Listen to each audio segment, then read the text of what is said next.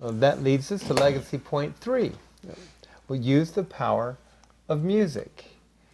And I really appreciate what you said, Terry, about how your daughter loves to listen to that first thing getting in the car, the CD that's got the memory verse with music.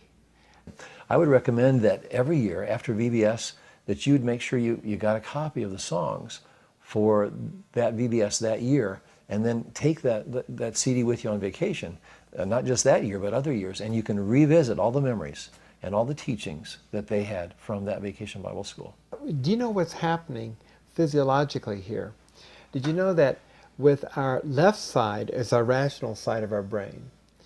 And at least for some, whatever I've got there. Anyway, that's the logical, informational side, and our right side is that emotional and expressive and feeling side.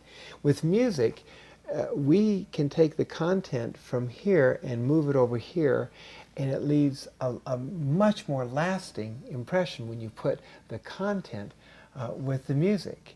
It's, in other words, like moving from the head to the heart.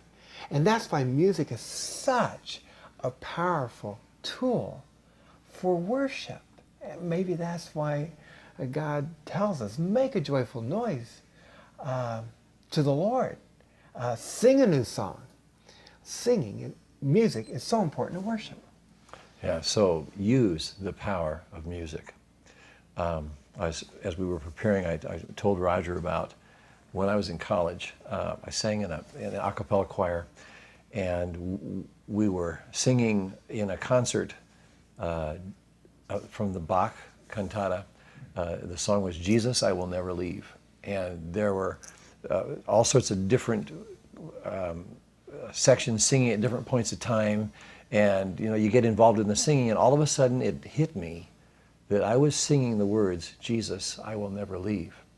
And this came on the heels of a time where there was some deep soul searching in my life, where I wasn't even sure that there was a God.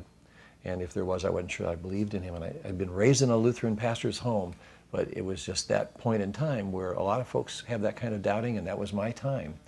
And I remember, like it was yesterday, singing the words, Jesus, I Will Never Leave, and meaning them to the very deepest part of my being. And I was to the point where I couldn't sing. I just mouthed the words while tears just streamed down my face as a 19-year-old.